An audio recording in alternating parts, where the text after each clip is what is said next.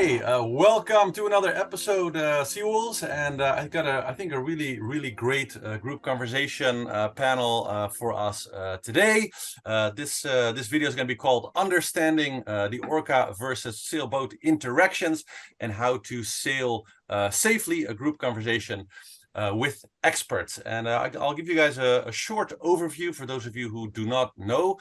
About 3 years ago now, I hope I'm correct on that, otherwise the experts here will surely correct me later, there was a sudden uptick of orca visiting sailboats and other small vessels off the coast of Portugal.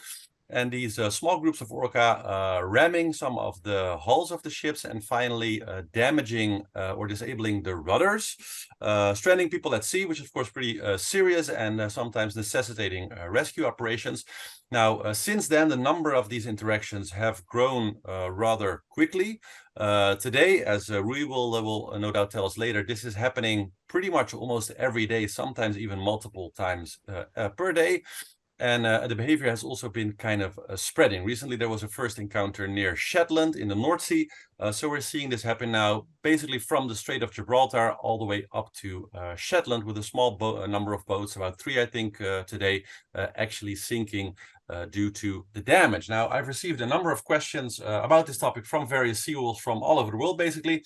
And it's kind of also become a little bit personal for me over the last months, because a good friend of me here in the marina was planning actually to sail to the Med. And I told him that, this might actually be something that he might encounter. And at first he actually thought I was crazy. And I said, this is something very rare, because he apparently wasn't really aware of it yet.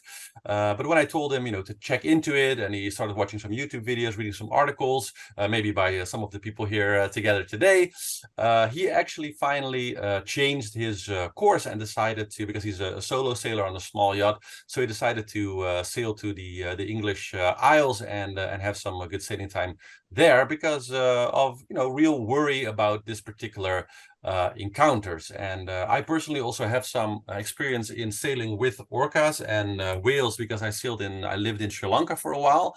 So I've actually had bluefin whales next to my ship, and I know just how intimidating it can be.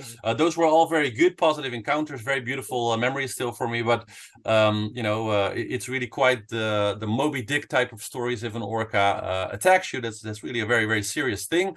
And so the intention today is to have a long, in-depth conversation. I managed to get a fantastic group of true experts on this topic together, and hopefully this will create a lot of clarity for sailors specifically. We will learn to understand these encounters better, and perhaps it will lead to some innovations. We have a lot of people who are very high-end in developing sailboats and sailing technology watching this show, so who knows what will come out of it.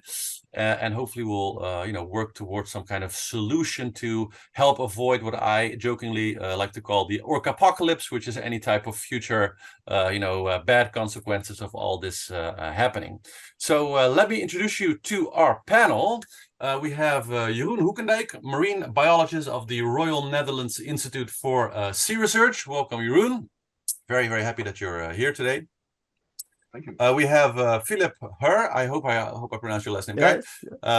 Writer, especially of history and biography, and he's instigated the Moby Dick Big Read project. He's a professor of creative writing at the University of Southampton and winner of the 2009 Samuel Johnson Prize, which is now the Baillie Gifford Prize for nonfiction, for his work Leviathan, or The Whale, which charts kind of society's fascination with whales and how we have related to these amazing beings through history.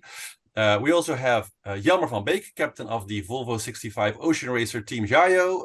And during the final leg of the ocean race about a month ago, he actually had an interaction with orcas. So we have an experienced expert on that front on board. Welcome, Jelmer. And we have Rui Alves. He is the author, creator of the website Orcas.pt, which tracks orca encounters. And he also started a Telegram group, specifically for sailors and boaters, to be able to share their experience and ask questions about this topic, hoping that bigger awareness will help to keep both humans and orcas safer. So welcome, everybody. Really happy that you are here. Of course, for the seawolves who are watching at home, with some coffee, I have a delicious little bit of fresh coffee here in, of course, the Seawolf mug. So I say 3, 2, 1. Cheers to all of you. Cheers. And let's start the conversation. And so my first question I want to kind of address to Jeroen and Phillip. And that's, I kind of want to go straight to the heart of things. And that is if you, like Jelmer, for example, encounter orcas on your boat, what, according to you, is really the best way to handle yourself, handle the boat? And especially, why is that the best way to handle it? And especially to Phillip, because you're kind of famous for really taking people into the mind, into the kind of experience world of whales, which is so very, very different from ours. Can you help us to understand what is possibly going on in the mind of these animals, and so we can kind of empathize and work from a place of understanding in this type of encounters? Will I kick off then? Jeroen, is that okay? Yeah. Yes. So orca, or killer whales, as a lot of scientists prefer to call them, because that's what they do. They're really good at that. Yeah. And they are the apex predator, I would say, on the planet. They're highly successful animals. They've been around in their evolved state for millions of years. They're sentient, social, cultural creatures who demonstrate to anyone who's been in the water with them, or anyone who's been to SeaWorld, an extraordinary sense of almost apartness from other animals. There's something quite extraordinary about them. I sometimes think they're almost like almost a concentration of the sea. This sort of black and white graphic shape of them. They're sleek. They're supremely of the sea. They're as if the sea sort of invented the perfect animal. And I think one of the reasons why we're so tied into killer whales or orca is because it's the first whale many of us see, either in Free Willy, the movie, or in an oceanarium, or in a wildlife documentary. And in recent years, they've attained sort of iconographic sense of environmental threat because of the way that we see the ocean as a polluted environment, much impacted by man. So cut to Sri Lanka in 2017, when I'd seen my first whale, which was an orca, killer whale, in a safari park outside London. It was an amazing encounter, but also quite sad, because this animal was being kept in a concrete swimming pool. Cut to 2017, I was in Sri Lanka. Nice. Florian is familiar to you, and as you know, it's an amazing place to see cetaceans. Yeah. As you say, from big blue whales, the biggest animal on the earth, right down to dolphins and things. And we're out in a very small fiberglass fishing boat, a 19-foot fishing boat with a Sri Lankan captain and a first mate, and myself, Andrew Sutton, who's a diving underwater photographer for a friend of mine, who actually is based down in southern Spain. Was very used to the orcas, the killer whales of the Iberian Peninsula, the area that we're talking about. That day we were observing a megapod of sperm whales, about 150 sperm whales. They go to that area to mate. So they're very interesting to watch. And they were doing that below our boat, and it was quite extraordinary. And then suddenly a group of the sperm whales, about 30 or so, in a scene directly from Moby Dick, started going very quickly to the north rather, of our boat. And we realized they'd clustered around a group of female and young whales. And it was an extraordinary scene, 30 of them. Andrew and I got into the water, and we were snorkeling towards the whales. We were filming, and we realized the reason why they were clustered in this tight group is they're being predated by two pods of orca. And these orcas were circling the sperm whales, diving underneath them, trying to get at the calves who were being kept safe in the middle of this formation, this formidable formation of these huge animals. And of course, sperm whales are predatory animals too. They're hunting animals who eat shark, squid, but they were defending their young against the orca. And we watched this playing out. It was a remarkable scene, and the orca were trying to get at the calves. The sperm whales were defecating to create a kind of cloud of to obscure them, much like squid do with their attack, but also opening and shutting their very big jaws, the huge teeth in their jaws, and it was a remarkable sight. And eventually, the orca seemed to be frustrated in their hunt, and one pod peeled away to the north, and we went to join them, and they were playing at the surface. They were being very socially active, flipping their tails, spy hopping, being very curious. Then they started circling around our boat, and closer and closer and closer. They rammed our boat 5 times, and then at one point there was only 5 of us on the boat, and I was looking to one side of the boat, and everyone else was looking to the other. And as I was looking to one side of the boat, 5 of the orca came directly at the boat, creating a compression wave, which some people might have seen from David Attenborough's Frozen Planet, where they use this technique to flip seals off an ice floe. You know, I've seen that. So this is clearly what they were doing. I mean, it was the most exciting, scary moment of my life, because you could see the way these animals were acting in collaboration.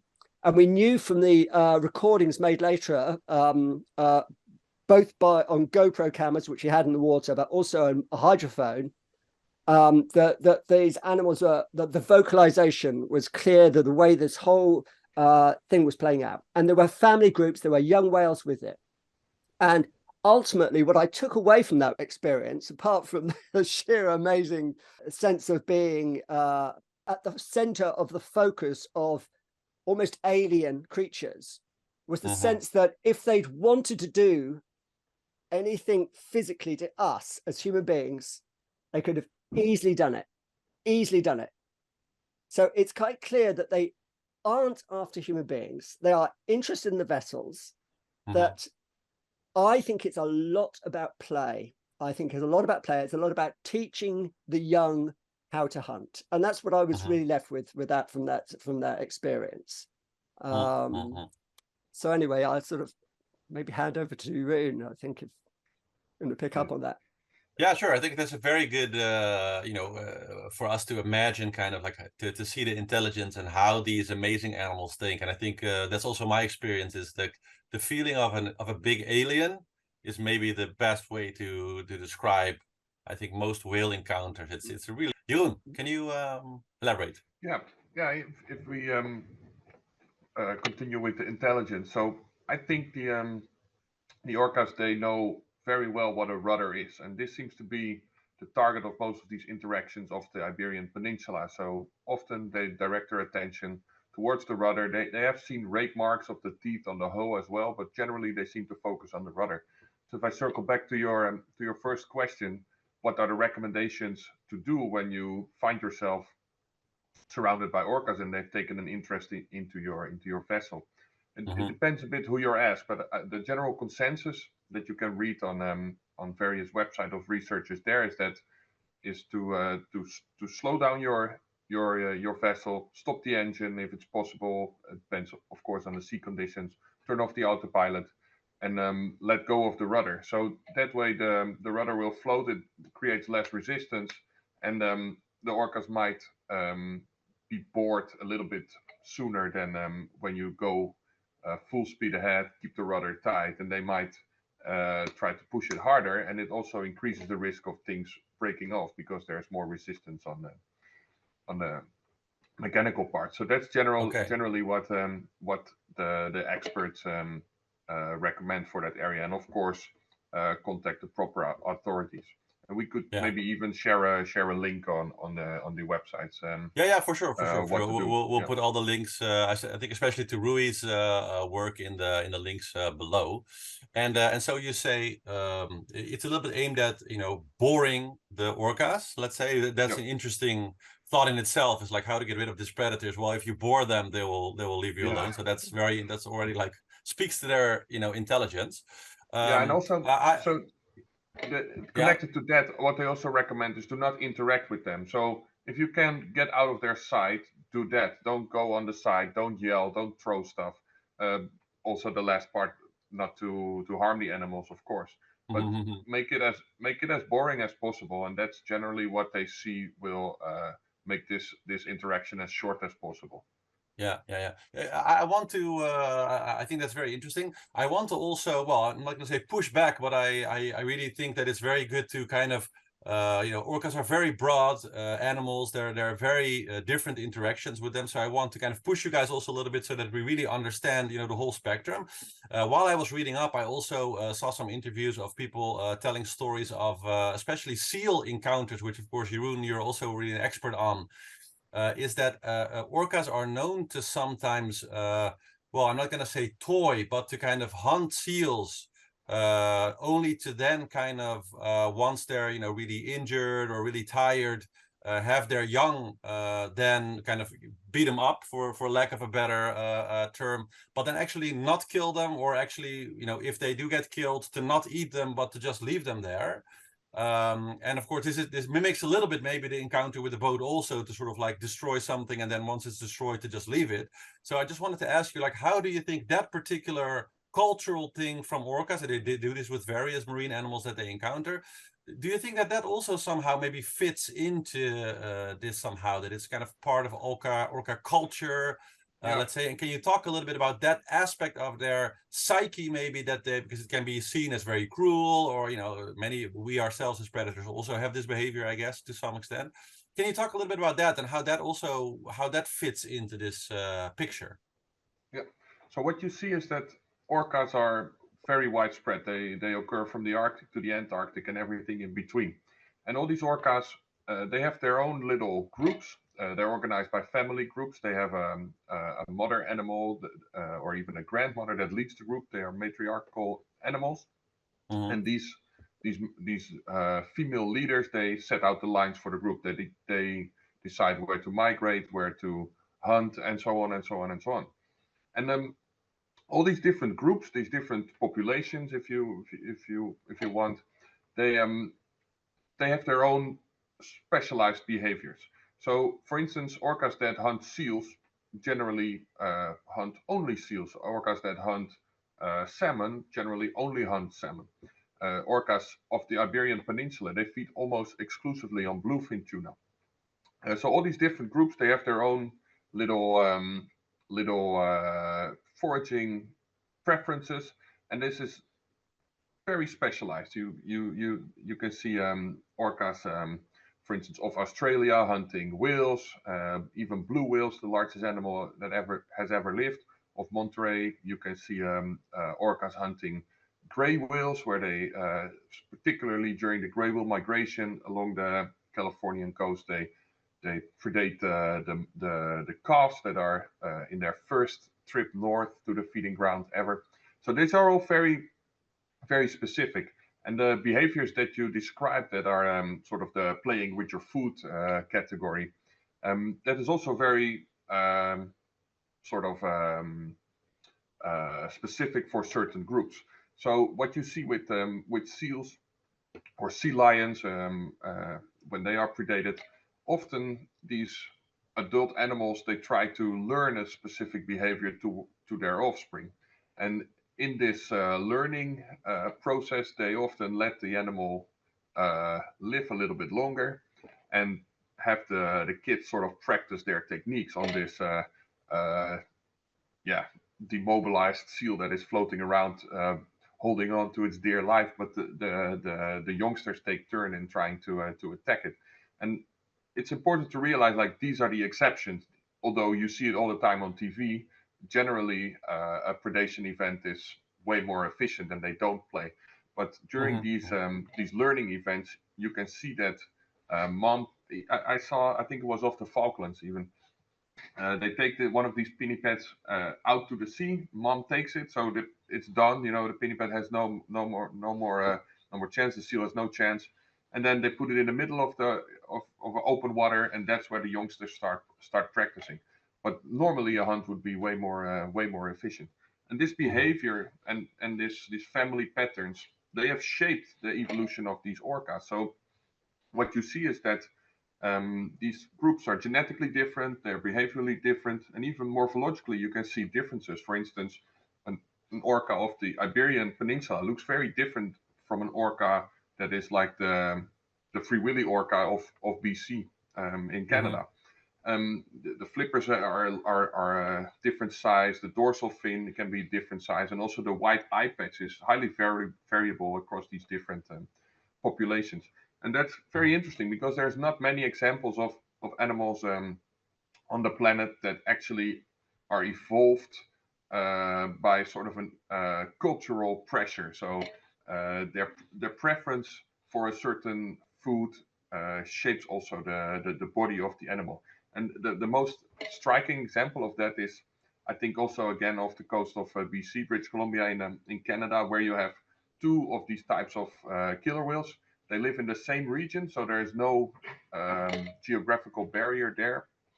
And they could theoretically interact, they could mix, they could breed, but you see there that they are still separate, even though there is no barrier. And these different groups, the ones that feed on marine mammals, on seals, they have a very different vocal repertoire from the killer whales that eat salmon exclusively. And you see even some morphological differences there.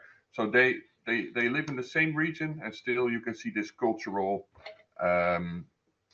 behavior leading to sort of different populations that lead to different animals. Very, very interesting. And would you two, because especially you, of course, as the biologist, do you, and of course, we don't know yet, there's lots of research being done, I guess, but do you think that the behavior that kind of, that Jelmer, for example, we'll talk to you about that next, is this something that is like most likely classified as kind of play behavior? Is it kind of part of teaching? Is it some sort of hunting, or could it be, like I want to also really vocalize the fears of some of the sailors, could this be like leading towards some kind of like new hunting behavior?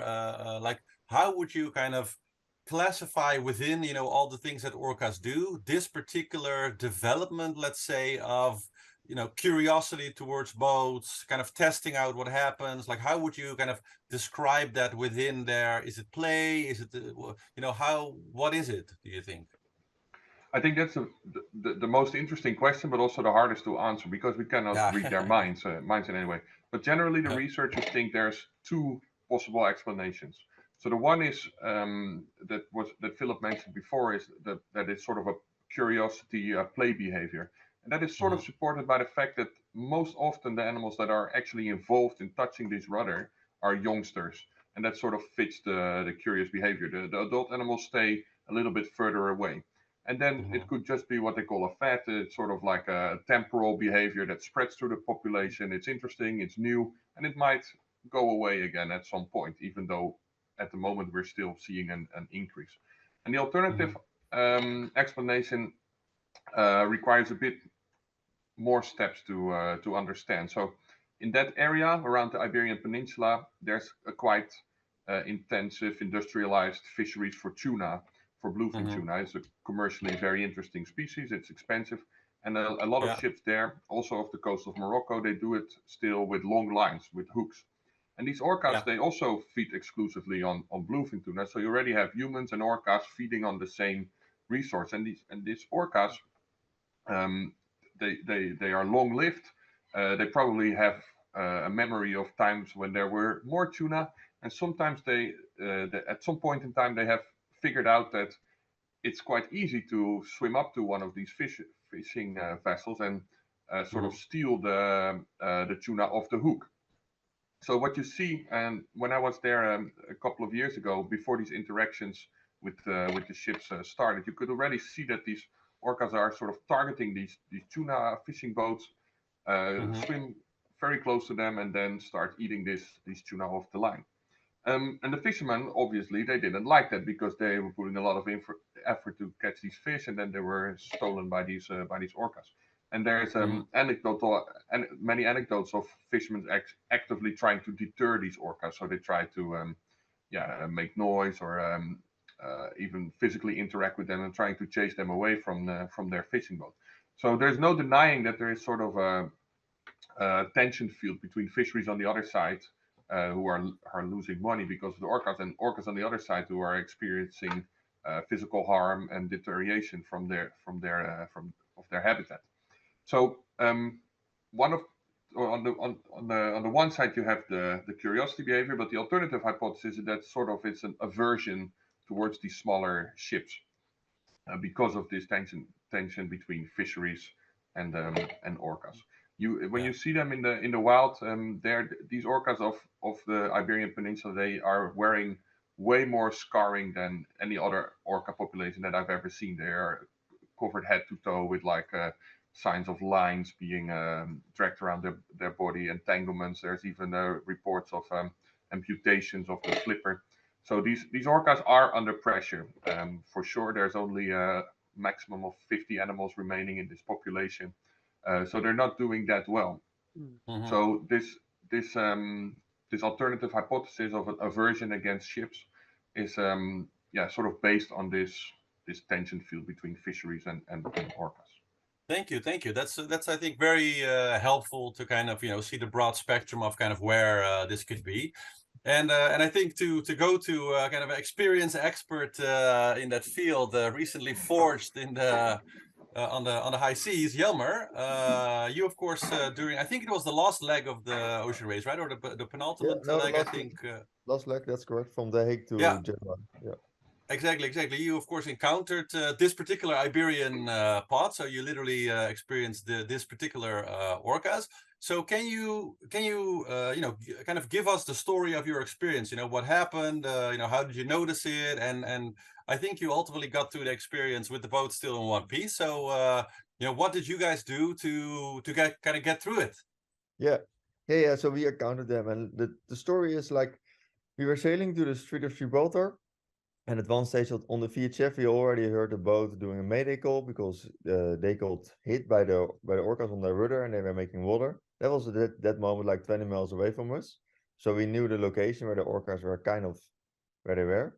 But yeah, we were in a sailing race with also two of our competitors close behind us. So we decided to keep on sailing. And eventually for us was the quickest route to go exactly through that spot. And when we arrived there, at one moment we saw the orcas, and we saw them coming straight at us. You see them; it's nice to see them swimming, but they were coming in a straight line to us, and then they immediately started hitting our rudders. So yeah, we tried to keep sailing for a little bit. At that moment, the conditions were very nice, sunshine. I think 12 knots of breeze, and kind of close to the shore. But when they started hitting the rudders, first it was pretty clear that we had to take the sails down and slow the boat because sailing was almost impossible. So we took down the big spinnaker. And then before you slowed down the continue, boat. can I ask you, because of course you're sailing a Volvo 65, so this is no ordinary sailboat. At what speed were you sailing? Because you probably were going actually pretty rather fast, but they were still able to kind of catch up and kind of stop you, I guess, in that way. Yeah, we were doing like 12 knots at a time, and I've read that maybe Jeroen knows better, but that the orcas can go up to 20 knots of boat speed. It's close to 40 kilometers an hour. So we had no idea that we could be faster than them. So at that moment we stopped the boat, and also we have two rudders, so double the fun for them.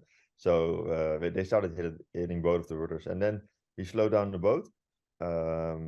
They kept continuing the attacks, and also what we tried, and it's like a little bit of, you have to do something, was making a lot of noise on the boat, and hopefully that will distract them, but did it make sense? And then they went away. So we all said to each other like, hey, wait for one more minute, and then we go sailing again, because we kind of were hoping, not really hoping, but the other boats our other competitors were quite close, so we thought, hey, that might distract the orcas. But no. Get this other boat. Get those guys. Well, that's a little bit, of course, they are the competitors. You don't wish it for them, but well, hey, we want to get rid of them. Of course, and then they came back, and that happened a few times. So they swam away and they came back again and hit the rudders again. Right here. Okay, coming from the rudder.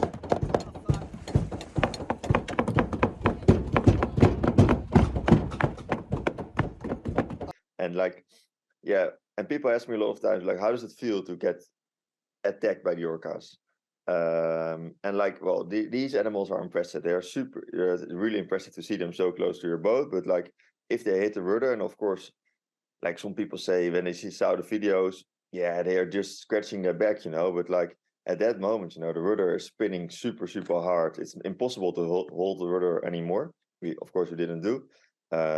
So yeah, like I was not afraid that we would sink or anything, but I was afraid at that moment that we would lose the rudder, because these are big animals, and when they start hitting your boat, you really feel it on the boat.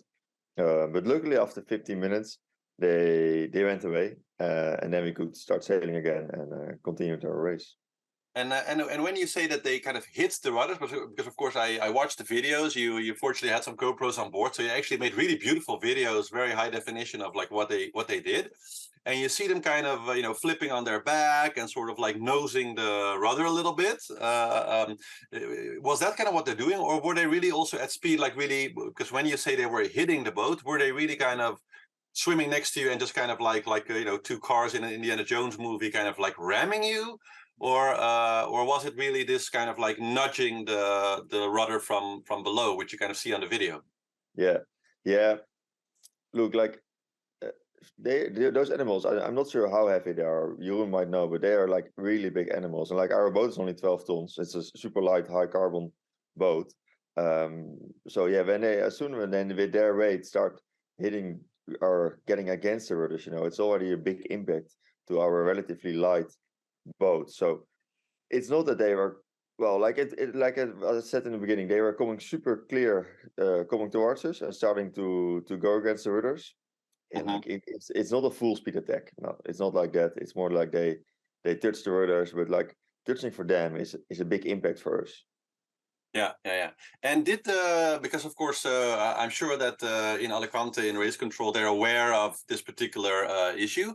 Did you guys get before the race also some specific instructions on like how to deal? Is there some kind of protocol within the ocean race to kind of deal with this thing that you were told beforehand, or did you kind of do your own research or make it up kind of as you went? No, I did a lot of research myself, and for example, Ruiz's website was really valuable. And also like there are quite a big Facebook groups, and with lots of people sharing ideas and the most crazy ideas. And Ocean Race, they were aware of it, and they also asked us like, do you guys want an exclusion zone? But that also like it's hard to make an exclusion zone because like we need to go to the Strait of Gibraltar, and they are swimming kind of everywhere on that coast. So yeah. No, and on the other hand, I have to say, I can mention it here, like, it was not nice to encounter the orcas, but like me, from a media point of perspective, well, it was really nice it gave us a lot of attention. And of course, that was really nice for our sponsors. And also interesting, I think it's nice that we get the attention to this topic because like, it's still like, it's strange that since the last 3 years, the orcas, which are incredible smart animals, like you mentioned, are starting to do this, and it's becoming a big problem for us as sailors. So it's good that we get more attention, because we need to find a solution how we can both use the sea and enjoy the sea and live in the sea like the orcas do. Yeah. And was there any particular takeaway from the experience for you personally, where like, well, that's the one thing that I really kind of took from the experience that you can maybe share with us?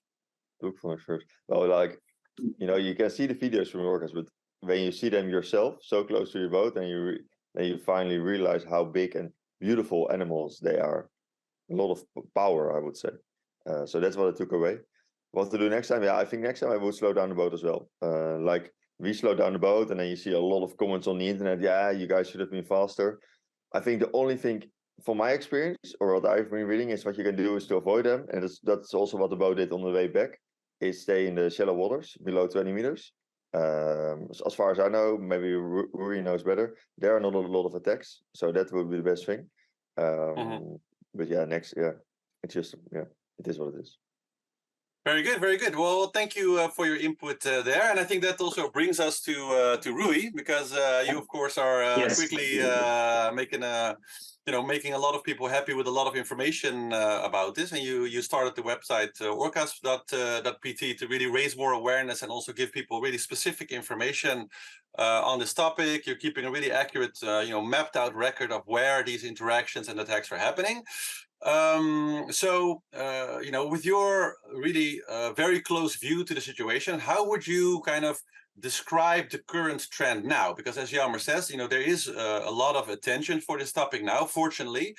Do you think that it's helping? Do you think that the situation, even though we know it's gotten worse, over the last 3 years, but do you think that it's starting to kind of improve a little bit now that people kind of know a little bit what's going on, that maybe they have some idea of like Jelmer, like what to do?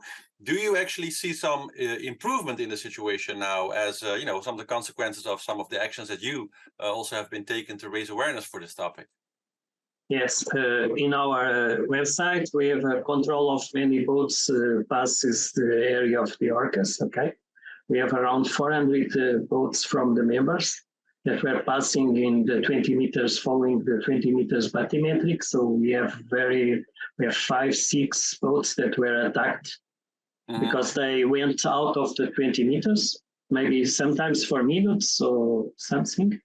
But as we know, as the experts also transmit to us, that orcas are swimming mainly between the 20 meters and further than 20 meters. So they can swim also in 10 meters, but these orcas, the behavior of them, the pattern of swimming is more going from 20 meters and far away.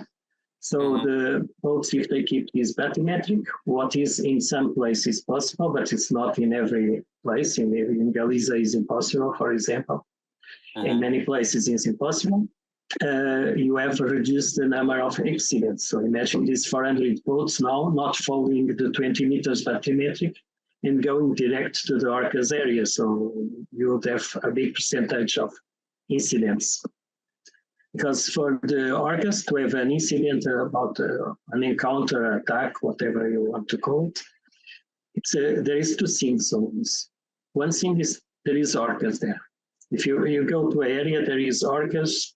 It's not because you have a boat blue or yellow or orange or something.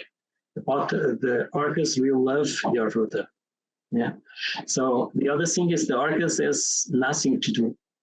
If they are occupied, busy with hunting the tuna, they will not care about your rudder. Your rudder is there, but they are all busy. When the orcas are not busy, they see your rudder and they go to your rudder. So these two things is what we found from all the attacks that I analyzed since the beginning of the website. It is the conditions. There is a rudder, they have nothing to do, and there is an area of orcas. Then people can say, oh, but my boat is white, my boat is black, my boat is blue. Doesn't matter. They go there. Yeah, my rudder is this rudder. I have an aluminum boat or something. They see a rudder. They are not analyzing the material of your rudder. This is the important thing, okay? Then when they see the rudder, they go with the nose direct to the rudder. This is the videos that we can see from Nielsen Wright's boats, but also from scientific videos that were filming the action.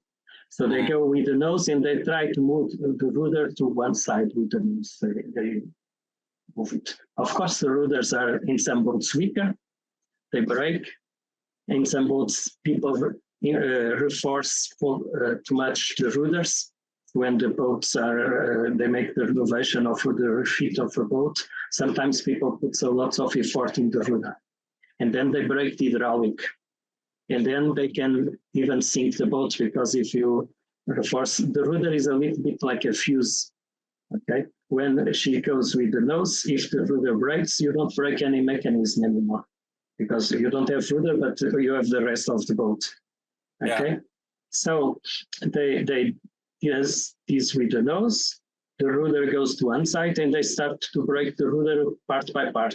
If the boat stays there, they will continue to play with this. They go, touch, they go around, they come back, they touch, they go around, and your rudder is ocean race boats. They have the big advantage that they have the carbon rudders. I think the rudders are very strong.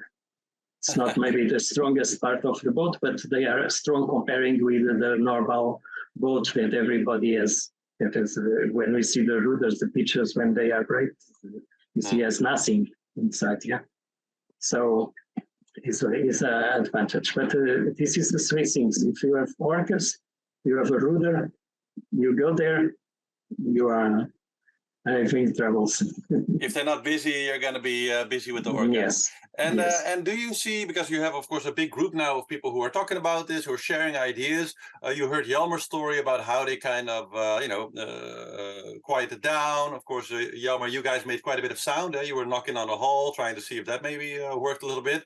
Which I guess we just heard Phillip and Jeroen say, just be completely quiet. So maybe that was against that advice. But do you really see any particular things that are really working? I mean, we know now that kind of slowing down, presenting kind of a boring object, as Phillip said, is one way to kind of bore them away. So that kind of seems to be working. Is that also in line with what you are seeing from your group? And are there any other particular approaches that you think are looking promising right now? So the recommendations of the government of Portugal and Spain changed from June based in scientific research. Okay? The idea is not to stop the boat, because when the orca goes to your boat and makes this movement with the nose, pushing the rudder to one side, she will force the rudder. So if the rudder is there, stays there, the boat stays there, you are still in the area of the orcas. The orcas will feel you are in that area. So, and they will continue because the boat stays there. So the idea is to leave the area as fast as possible, okay? Because if you leave the area, the orca will follow, one orca will follow you maybe for some minutes, okay? But as soon as she sees that she's out of the big group, she's far away from the group, she will come back of the group, to the group, okay? So the idea is if you stay there, your rudder will be zero after some hours. There are people that stays there 3 hours, and there was a guy from the boat of Gibraltar near Tanger. They stay 3 hours during the night there. It's not comfortable to be at midnight, staying all the night there. And if you see some videos, you can see all the storm and the waves and everything. So the idea is... That's very interesting. That's very interesting. Can I, yes.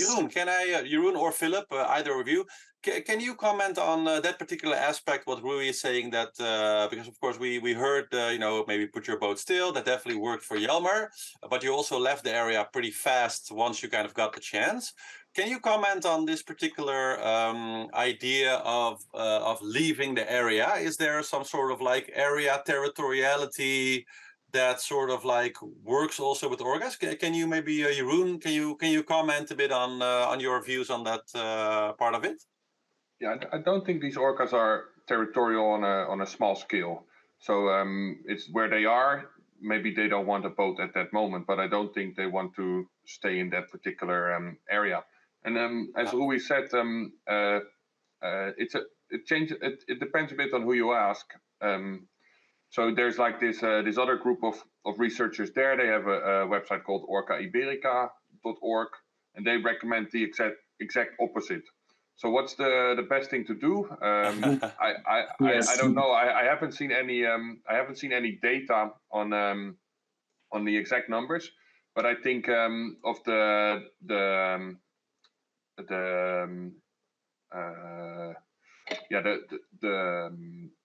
interactions that are stopped, about half of them get damage. So sorry, the interactions with orcas, about half of them get damage. And if you stop the boat, that website reports that when you stop the boat, around 50% of those people that stop the boat don't get any damage as well. So that seems a bit similar range of numbers.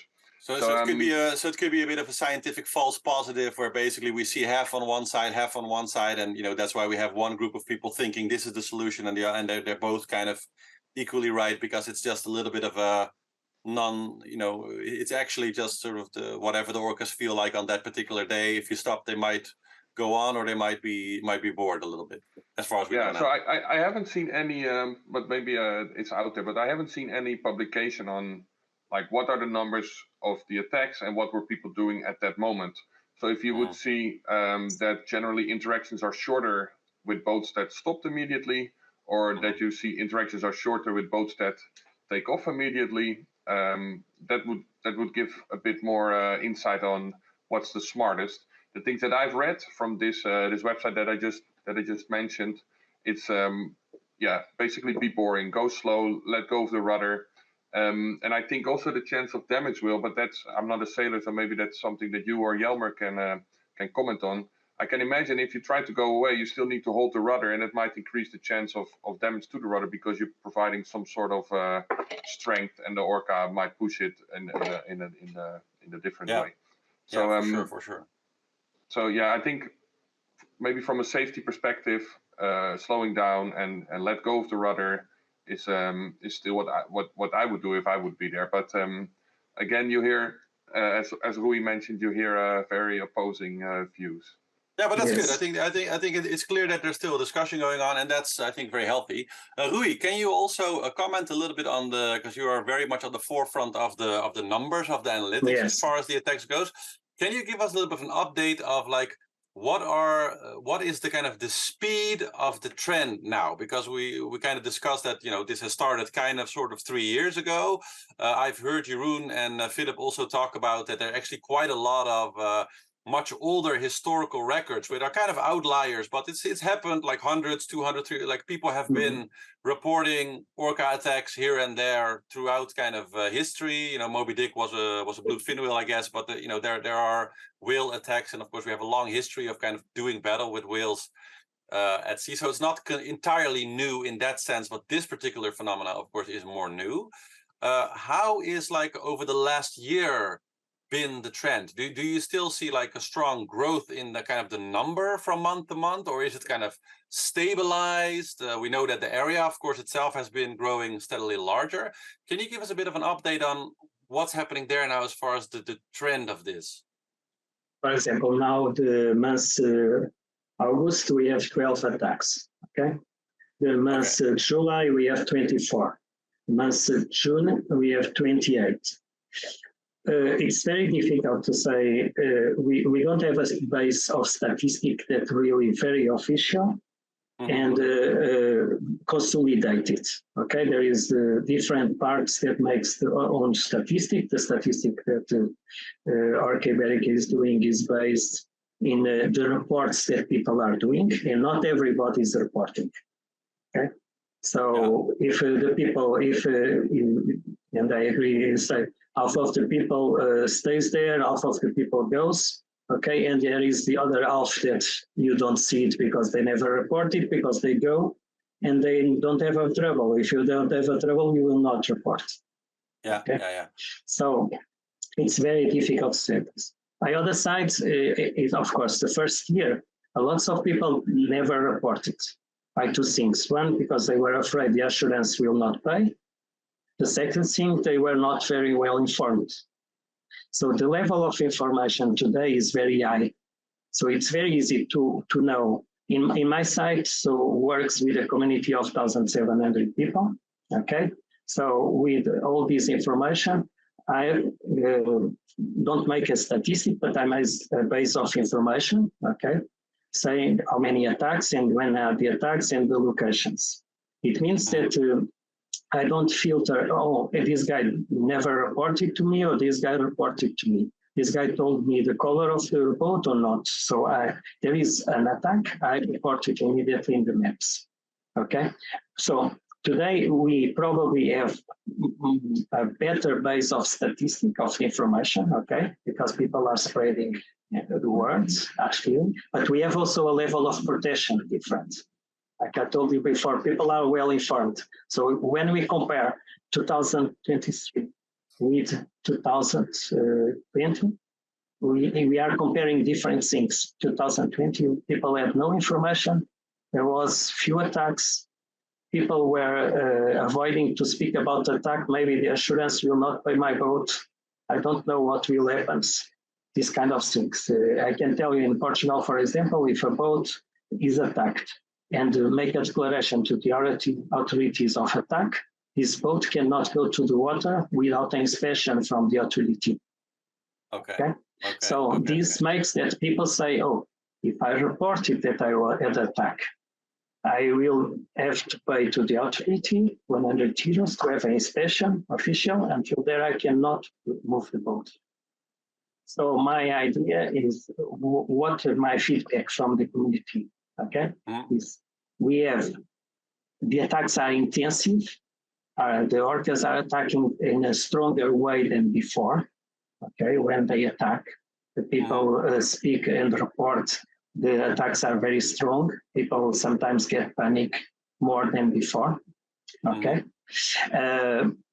but at the same time, with the information, are less boats attacked. Okay, probably if you have the statistics saying, oh, but we have more attacks, we have more information about the attacks than the last year. Last year, maybe you had the same number of attacks or even more, but you had no information. Then you had COVID time also. The COVID makes mix a little bit because in COVID you could not sail.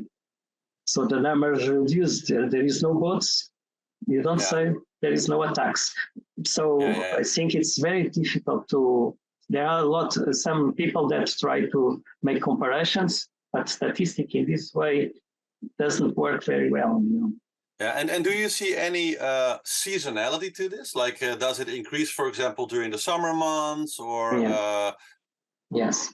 In the summer months it increases, but now the question is: increase because you have more boats sailing, or increase because the orcas have a problem?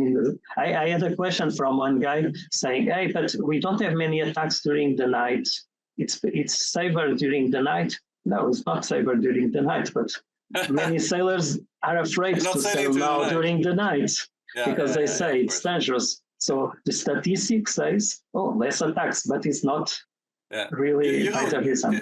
Can you, Jeroen, a little bit from your perspective as a biologist talk to this? Because I think Rui very accurately, of course, there's always problems with statistics, right? You can make them do anything you want. Can you talk a little bit about also these aspects of orcas? Like, do they, for example, prefer to do this type of thing at night or in the day? Or are there, as far as you know, certain seasonal cycles that they go through as far as, when they tend to do this type of things, maybe to other animals also more often? Can you talk a little bit to that? I don't think there's like a time of day where you see more foraging behavior or more curious behavior for that region, but maybe I missed some part there.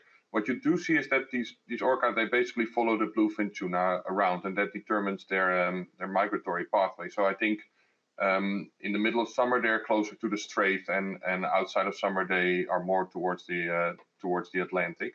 But I think these attacks are occurring everywhere. So it's as Rui started. If you're in the area with the orca, those are the main ingredients. So if you can avoid the area, maybe you see an update on the map, like they're in this region, and you can go around it. That is probably the smartest thing to do. Just get the most recent information on where they are and avoid that area. Okay. And I think that for all of you, I think we already got like a very nice rounded out a picture. I think, like, for me personally, this already helps a lot to get a lot more understanding of kind of what's going on. I want to make a little bit a bridge towards some ideas around prevention. We've already talked about, of course, several of the things that we can do.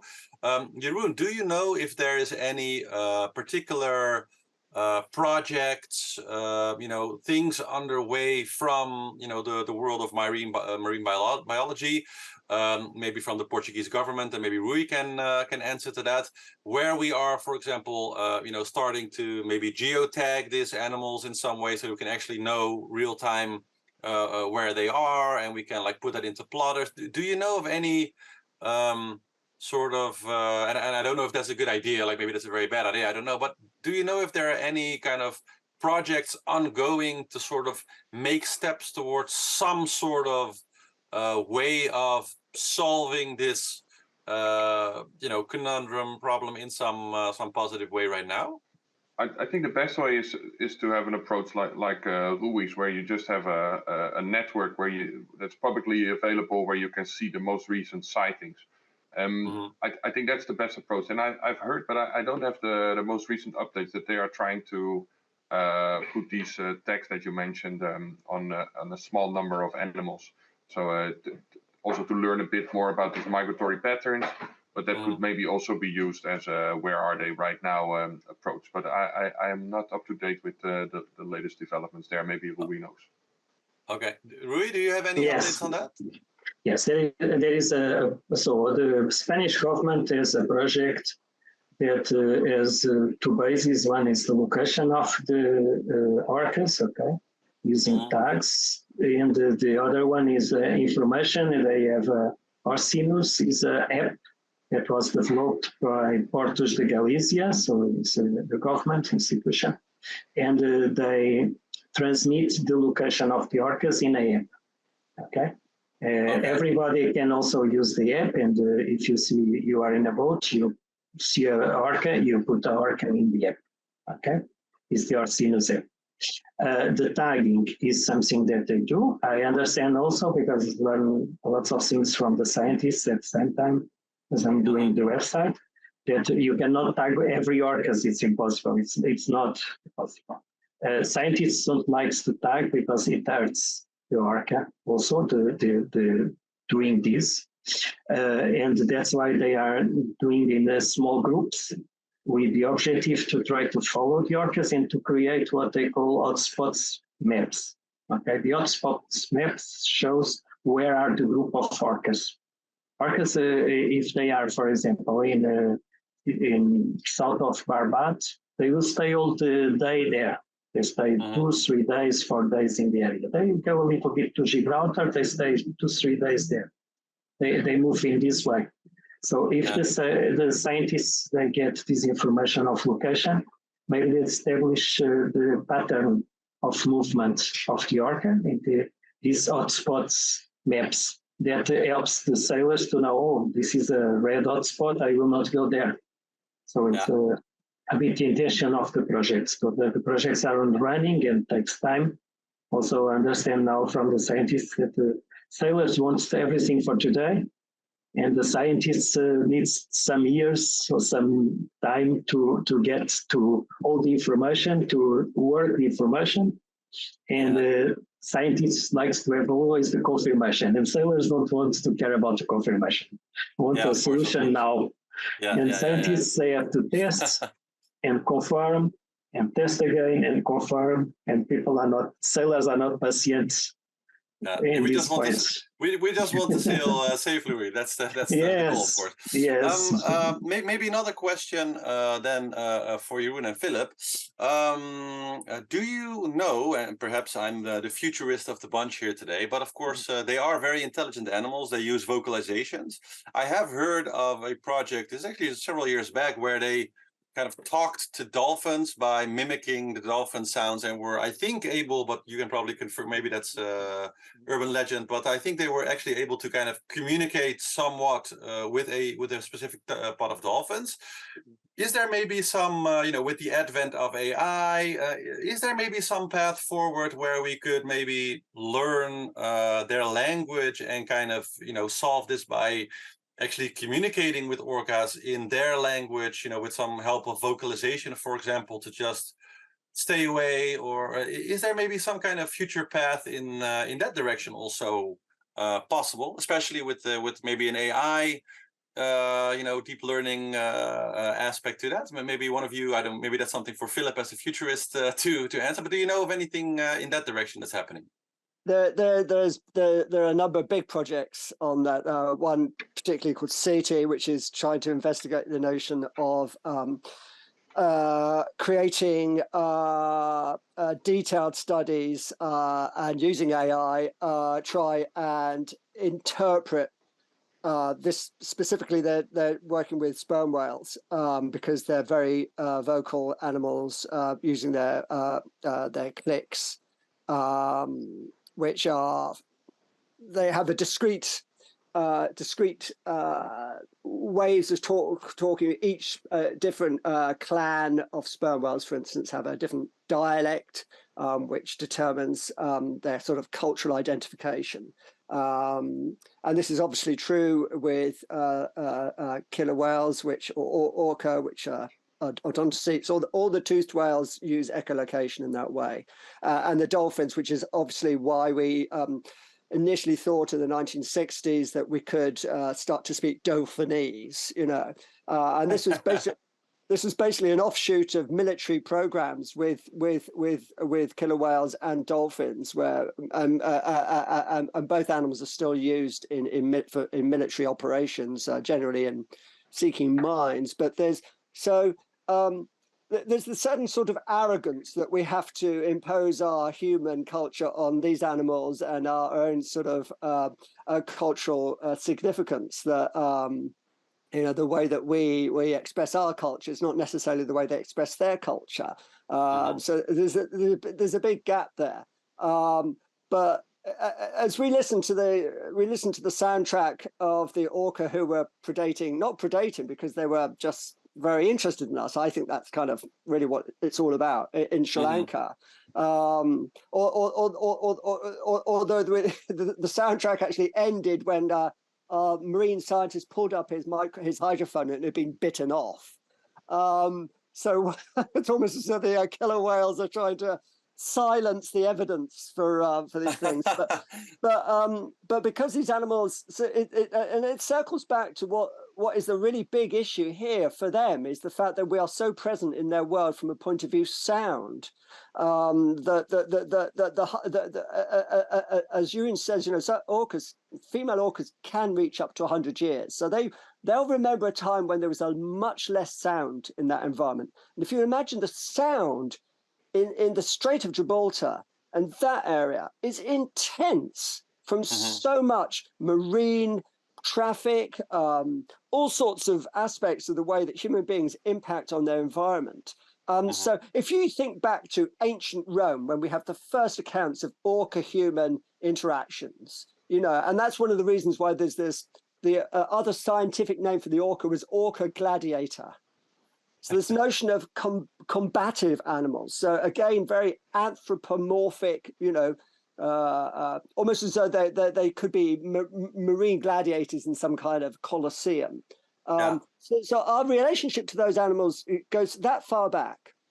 Now, these animals are really long-lived. They are very intelligent. They may be the most intelligent. I mean, that's a very abstract description or way of judging people, but they have a long culture.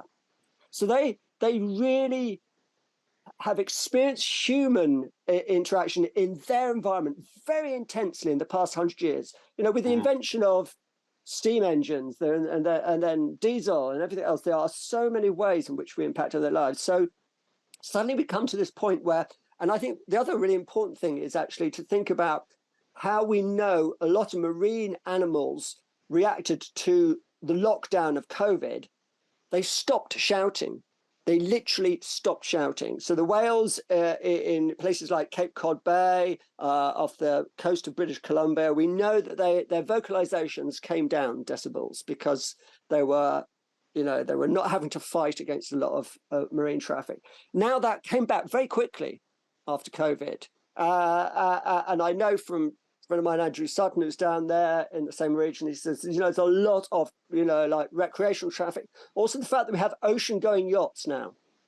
Ocean-going yachts, which, people weren't sailing so much for pleasure, those long distances or oceanic sailing, 100 years ago. So all those things are coming to bear. So I think that the recordings that we made of the orcas, the killer whales off Sri Lanka, just a phrase of that, as you say, actually, if you could quote translate it, everything that we've written about, everything we said, everything we discussed today would be absolutely redundant. Absolutely redundant. So yeah. Actually, that kind of brings me to one little private pet peeve of mine. Of course, I'm a solo sailor. I sail a lot on the North Sea, right? And one particular thing that I get the whole green energy point and everything, but I'm vehemently opposed to windmills at sea because I sometimes park next to them and it basically sounds like a jet is flying over 24/7. So I just want to get this one little point in now that I have to expert. I don't want to cost anybody any sponsorships on the university, but can you isn't that really, really bad for whales, dolphins, etc. to have these huge wind parks at sea, apart from the fact that, of course, it's very hard to sail around. I get that we need energy, but aren't people going to look back at that 20 years from now and say, what a dumb idea that was as far as kind of putting a noisy pole in the middle of what's essentially an underwater rainforest, because that's what, in my opinion, all seas and oceans are. Can you comment on that really shortly? It's a bit of a sidestep, but I'm kind of curious now that I have you on the line anyway. I should probably mention first that part of my research was also funded by a windmill farm. So okay, I'm not very good.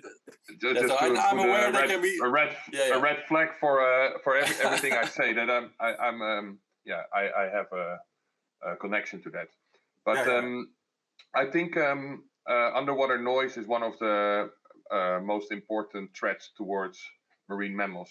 There are some species that are more vulnerable than others. So, for instance, you have deep diving species like beaked whales, sperm whales.